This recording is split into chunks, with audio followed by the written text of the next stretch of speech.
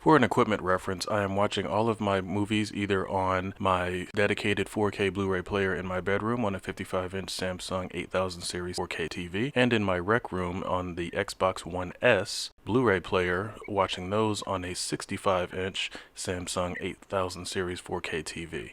Just to let you know how I'm watching these movies.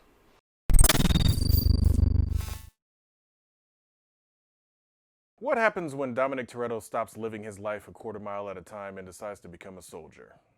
Yep, we're going to look at Bloodshot. For me, it was Tuesday. Welcome everyone to another episode of For Me, It Was Tuesday. I am your host, GQ. Do me a quick favor. Take a moment to subscribe. I need real friends! Hit the notification bell, hit the like button, leave some comments on this video and the other videos I've done. Check out culturejunkies.net. Also look us up on Facebook, Instagram, and Twitter. We've also got Discord and Twitch, so we're everywhere. So today we're going to be looking at Bloodshot. The character of Bloodshot has had a very interesting history. Originally created by Valiant Comics, had a cameo appearance in Eternal Warrior #4 and a full appearance in Rai #0, both back in November of 1992. Now, unfortunately for the character, November of '92 also had something else going on. Little book, you might have heard of it. Superman #75 came in a black bag with a bloody S. Yes, the death of Superman happened at the same time Bloodshot was introduced. But that wasn't the end of his story. Fans loved the character so much, we ended up getting Bloodshot #1 with the chromium cover. Very smooth cover, by the way. A little bit later in February of '93. So, a lot of people liked the character, they enjoyed it, the book was a great seller, obviously it looks great, I've still got my copy. So they decided, hey, let's go ahead and make a movie. And as it usually happens, it took a little bit of time for them to do it, but in 2020 we did get Bloodshot, directed by David S.F. Wilson, starring Vin Diesel, Eiza Gonalez, lovely woman, Sam Heughan, Lamorne, Morris, and Guy Pearce. The movie itself is a lot of fun. It came out earlier this year in March, and it seems like Bloodshot, for whatever reason, can't catch a break, because just like with the death of Superman kind of overshadowing his initial shine, we had COVID-19 that overshadowed the release of Bloodshot. The movie came out, and then 2 weeks later, we were in a lockdown mode with the pandemic spreading and the virus and all that other sort of thing. You guys know the story. You're living it. So we got about 2 weeks worth of Bloodshot in theaters. Obviously, that's not really going to do huge numbers. I mean, it's not Avengers Endgame. It's not, some of the other larger releases that's going to, hit $1 billion in a day. The movie unfairly, got its theatrical run cut short, and then Sony Pictures decided, we're going to release it digitally 2 weeks after it came out. So that kind of started the speculation with people thinking, oh, well, movies are going to just come home now. No, they're not. They need the theater really run to recoup some of that big money they spend to make these big films. Anyway, that's beside the point. That's just a little bit of backstory on Bloodshot's plight in the entertainment realm. So, of course, the story stars Vin Diesel, and as I joke at the beginning, it seems like he's Dominic Toretto that decided to become a soldier, because again, and it's one of Vin's trademarks, I guess, at least from the Dominic Toretto thing. He's got that white wife beater on shortly after, coming off of his mission. It's like, dude, you're still on base. The uniform has to be the uniform. There's no casual wearing of the uniform, especially on base. But anyway, whatever. It is what it is. It's a movie. It's supposed to be different. So, of course, Vin Diesel is starring as Ray Garrison, the main character who becomes Bloodshot. He's a soldier who, he's just good at what he does. He goes in there, he can assess situations pretty quickly, and he usually comes out on top. He's shown early on to kind of be the type of soldier that will disregard an order if he sees that the situation is reading a different way, and maybe not necessarily wait for his team or backup or the usual extra support.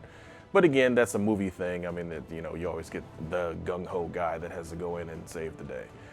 So he returns home with the rest of his soldiers, gives the the standard movie soldier one-liner, and then they all part ways, and he goes and hangs out with his wife, and yeah, it's the usual standard start to a movie, or so it would seem.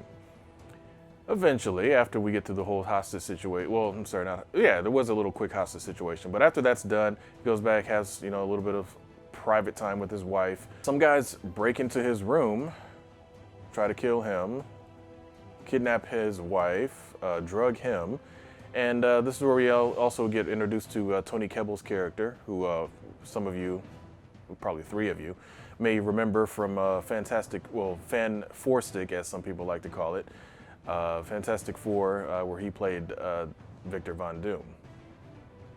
Yeah, we'll just leave that alone.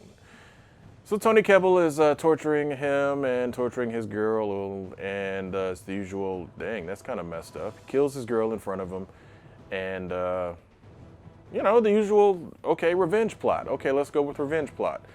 And then it seems like he kills Vin, or Ray. Fast forward a little bit, he wakes up on a lab table, he's alive somehow, there's people looking at him. There's Eiza Gonalez with her exceptionally attractive self involved, and we meet Guy Pearce, who, as any fan of Guy Pearce knows, at some point he's got to be the bad guy, somehow, some way.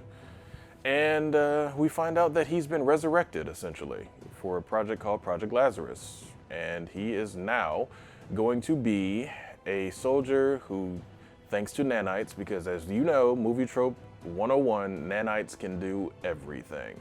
Now the nanites are going to heal wounds. They're going to allow him to essentially be damn near invincible. Let's just put it at that.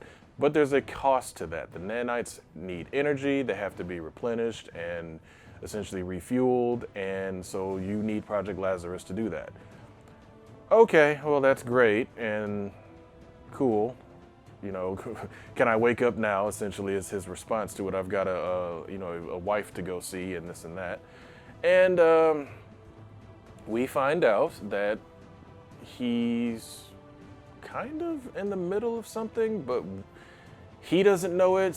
Everybody around him knows it. Even Sam Heughan's character reacts a little. He's essentially the soldier guy that has to be the dick, basically. So he's being a little bit more of a dick to somebody that's like, look, we just met. Come to find out later, no, this isn't the first time we've been through this scenario. We've been kind of running you through a program, basically, over and over for the past who knows how long. So you kind of get those little hints thrown at you, little things here and there. And all in all, I like the story that they tell. I will be 100% fair. I mean, because again, I've had the comic for all these years, and the character's been interesting. I like the story that they tell. So you move forward, essentially find out that Guy Pearce isn't necessarily who he says he is. Sam Heughan's character is not necessarily who he says he is. Eiza Gonalez is the only one that kind of regrets what they're doing to Vin's character. So she's kind of, essentially the one that is like, okay, I get what you're doing, but I don't like how you're doing it, and he deserves better type of character. So it's a lot of the standard movie trope characters, a lot of the standard characters, and that's fine. I mean, it's a very straightforward comic book movie.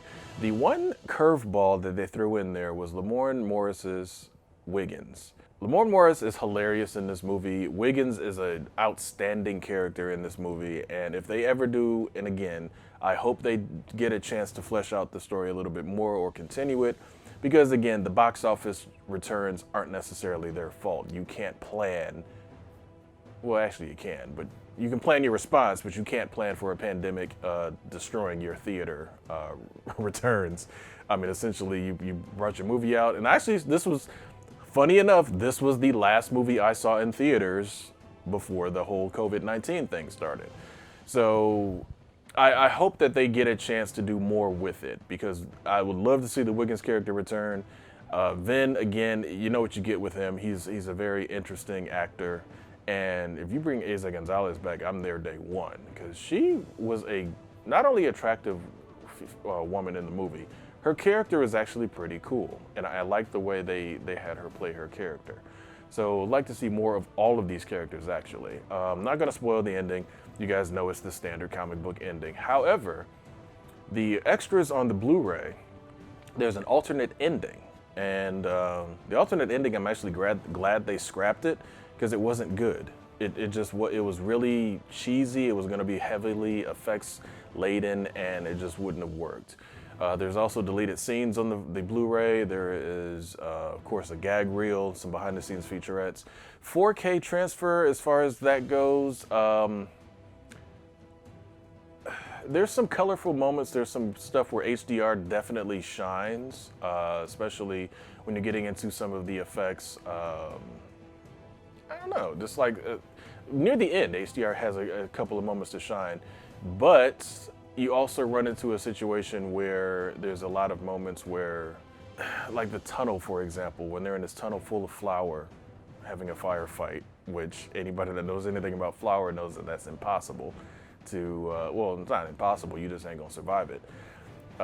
So some of those moments like worked. The HDR, does its thing. It's like gives you kind of, really crisp visuals and high dynamic range, as it's known for. Of course, that's what HDR stands for.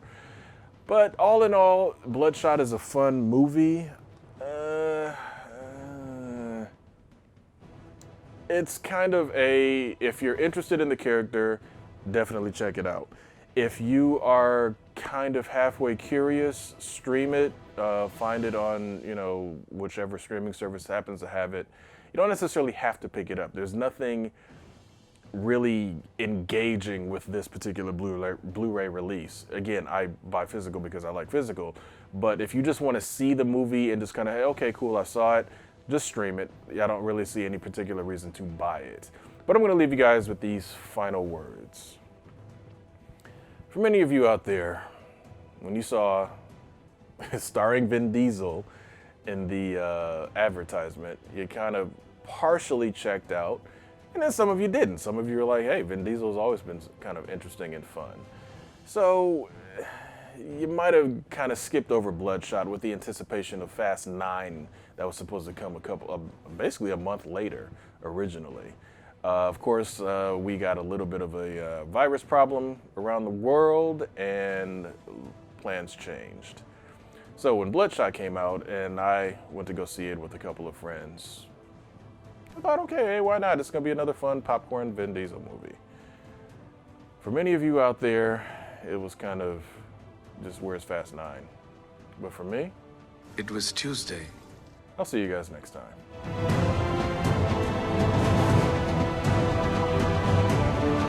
If you're enjoying our content, please consider going to our Patreon and becoming a supporter. There are different tiers to select from, and we thank you for your support. Culture Junkies!